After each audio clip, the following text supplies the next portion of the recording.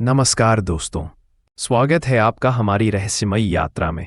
आज हम आपको ले चलेंगे मथुरा वृंदावन के 84 घाट पर।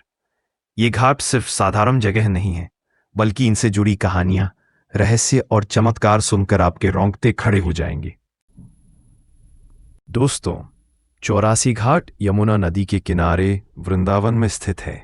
यहाँ कुल 84 घाट बने हुए हैं और हर घाट की अपनी अलग पहचान, अलग कहानी और अलग महत्व है। कहा जाता है कि जो श्रद्धालु इन सभी घाटों पर स्नान कर लेता है, उसके सारे पाप धुल जाते हैं और उसे मोक्ष की प्राप्ति होती है।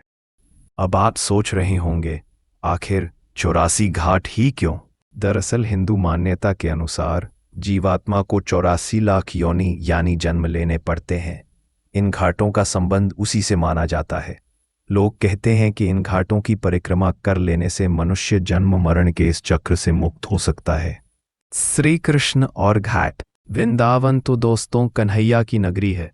मान्यता है कि भगवान श्री कृष्ण और राधा रानी ने यहाँ यमुना किनारे अनेकों लीलाएं रची थीं। अभी वे गोपियों संग रास रचाते थे, अभी यमुना में क्रीड़ा करते, और कभी बांसुरी की धुन पर पूरा वृंदावन झूम उठता था।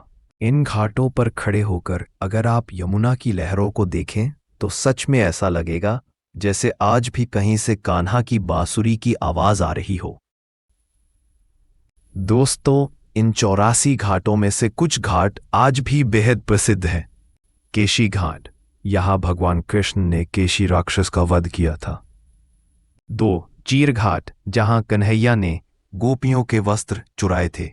3. कालिया घाट, यहीं पर कृष्ण ने कालिया नाग का दमन किया था। 4. कृष्ण घाट, जहां श्री कृष्ण यमुना में स्नान करते थे।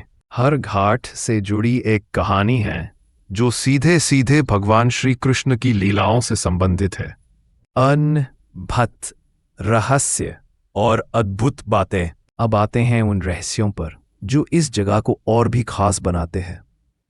कहा जाता है कि अगर कोई व्यक्ति सच्चे मन से इन घाटों पर स्नान करे और परिक्रमा पूरी करे तो उसका 84 लाख जन्मों का बंधन टूट जाता है। कुछ लोगों का तो यह भी मानना है कि रात में यमुना के किनारे अब भी राधा कृष्ण की रासलीला होती है, जिसे देखने की शक्ति सामान्य मनुष्य में नहीं है।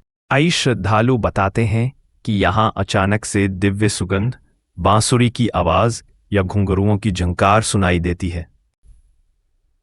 देश परिक्रमा का महत्व। 84 घाट की परिक्रमा करना आसान नहीं है। इसमें काफी समय और श्रम लगता है, लेकिन श्रद्धालु पूरे भक्ति भाव से इसे करते हैं। मान्यता है कि परिक्रमा करने वाला हर इंसान अपने पापों से मुक्त होकर आध्यात्मिक शांति पा लेता है।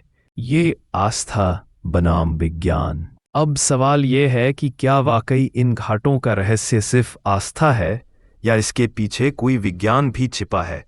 वैज्ञानिक तो कहते हैं कि यह सब केवल मान्यताएं हैं, लेकिन जो लोग यहाँ जाते हैं उन्हें जो दिव्यता और शांति का अनुभव होता है उसे शब्दों में बयान करना आसान नहीं। शायद यही वजह है कि 84 घाट आज भी रहस्य और आस्था दोनों का संगम है। स्वागत ही 84 घाट से जुड़ी प्रमुख लीलाएं। 1. केशी घाट, केशी राक्षस वध। यहाँ भगवान कृष्ण ने केशी नामक घोड़े के रूप में आए असुर का वध किया था। कहते हैं जब श्री कृष्ण ने उसे अपने हाथों से पराजित किया तब यमुना किनारे का यह स्थान पवित्र हो गया। सेक्शन चीर घाट, गोपियों के वस्त्र हरण की लीला। इस घाट पर श्री कृष्ण ने गोपियों के वस्त्र चुराकर पेड़ पर टांग दिए थे। इस लीला का भाव यह है कि भगवान अपने भक्तों से पूर्ण समर्पण की अपेक्षा करते हैं। 3. कालिया घाट, कालिया नाग दमन। यमुना नदी में रहने वाले विषैले नाग कालिया को श्री कृष्ण ने यहीं पर पराजित किया। कृष्ण ने उसके फनों पर नृत्य किया और यमुना को विषमुक्त किया। 4.